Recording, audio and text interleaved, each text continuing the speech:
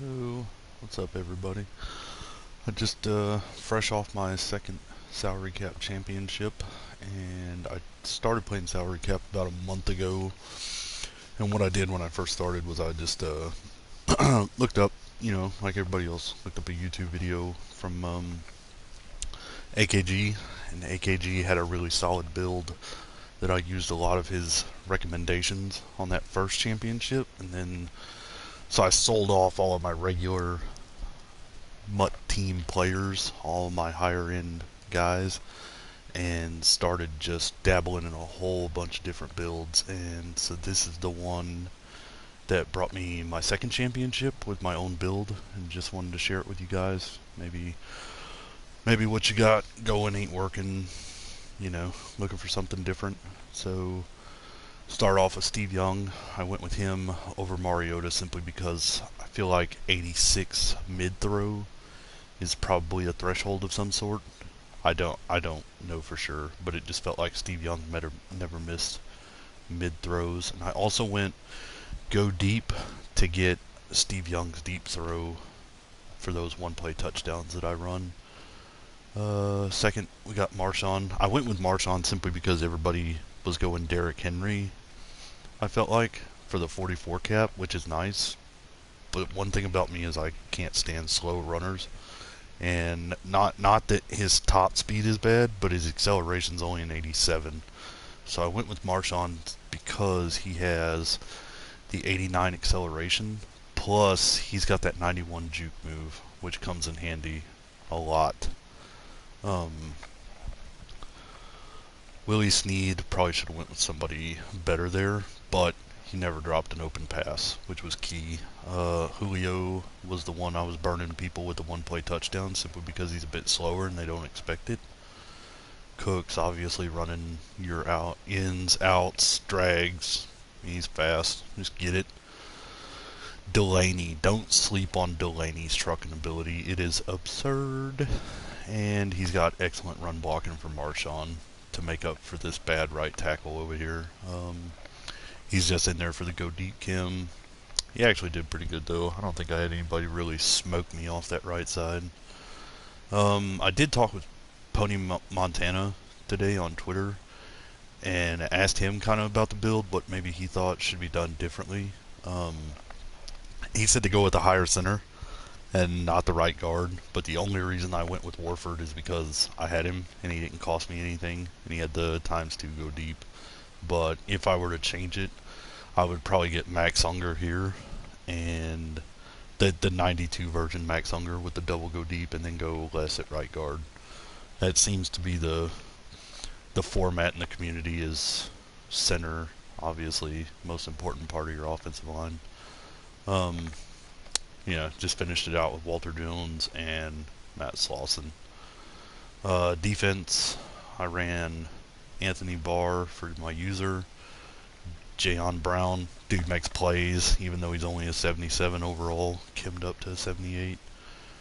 I went with Shaq Thompson here and Nigel Bradham here. I don't know what it is about Bradham. He doesn't have a 91 zone, but that dude is always in position. Like, always making plays. Shaq will jump a ball as well. They're kind of a liability in the run game, so you just need to make sure you lock up with your user on the run and kind of force everything. If they're running outside on you, make sure you force it back into the middle to your big dogs, which would be Dent, Mean Joe, and Reggie White.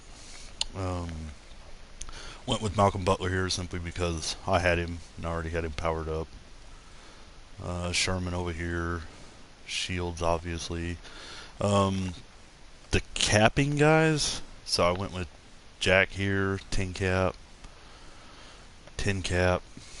and I put in Tedrick Thompson just because he's another 10 cap, just to free up more space for these other guys. Went with Kevin Byard. He's actually one of the lower cap, higher end free safeties. And I really liked this man. He had 87 man, and he's got that speed. So he's pretty good against the run. I don't think anybody ever broke off of him. Not that I can recall off the top of my head anyway. And Micah Hyde. Hyde's a bit slow, so just make sure you're shading over the top so he doesn't get smoked deep. I only faced one 95 Tyreek Hill though, and I kind of I made sure that if I had anybody in deep blues, I made sure Byard was there. This to kind of help out with Hyde over the top. 10 cap kicker as my punter, and so what I do here is if I need to punt, I just go into the formation and sub in Dan Bailey. He's actually a decent punter. I mean, he's not going to rocket kick anything, but he can actually get you out of trouble, kind of push the ball down the field, give you a little bit of room to work with on defense. Cooks here. Obviously Marshawn third down, and then Warford as my long snapper. The biggest thing that I did differently this time is last time I used the Jets offense when I won my first championship, and this time I used Packers offense. Just for the stretches and dives that are really key for Marshawn. And it's got a nasty toss out of that gun open flex if you've ever ran it.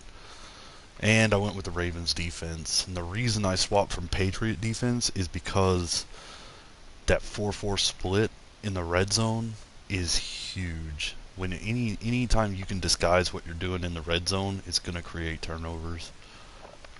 Team visuals, not that this matters, but we got my Texans uniforms, and then Problem as the head coach, of course, is a necessity. And then just to show you guys that I got that second championship, we will go over here into seasons. Salary cap, and lock in again. And there you go. So like I said, I haven't been playing but about a month, so my record's 24-16, and a lot of that was dabbling around with different builds. I had a build for the 90, not the 95 LaDainian Tomlinson, but the 94. I had a build with him where I think I went 4-2 and lost that one. As you can see, 2 championships, because I got done with that second one. 24 overall wins. Passing and rushing TDs are almost balanced out, but I will tell you that the first championship, I was a very pass-heavy team. 14 defensives, 54 sacks, 59 interceptions. So I do use sacks to generate picks simply because you're forcing them into reads. I mean, that's obviously the name of the game. 3-4, of course, generates a lot of pressure, so it's good to run. I like it. I enjoy it. 3-4 is also with this linebacker build. It kind of it lets your linebackers use their speed to really help you out in shutting down the run. I mean, like I said, they are a liability because their block sheds aren't that high. So, okay, I take that back. Bradham's got a 90 kimmed up. I was unaware of that. But he's got that 86 speed. And then Shaq's got the 85 speed with the 88 block shed. Like I said, nothing outrageous. You know, definitely no Terrell Suggs there. But they get the job done. And primarily, unless you're facing somebody with a offensive line like this and a running back like that, you're generally not going to have issues. The only issue I had was somebody who had a stacked offensive line and was using the 95 Barry Sanders.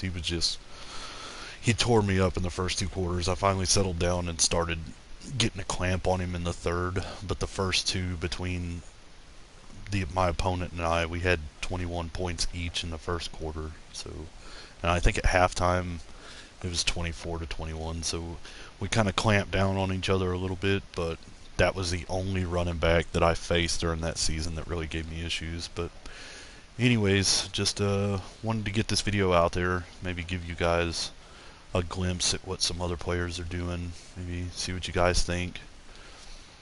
Anyways, thanks for stopping by, thanks for checking out the video. Smack a like on it if it helps you out. I mean, if it doesn't, obviously, or you feel like there's other ways to go, I'm always down to try anything out, any different type of build. Just let me know what you guys think. If you do end up using a build similar to this and it does help you out, come back, hit me up with a comment, let me know what you thought. Alright guys, thank you.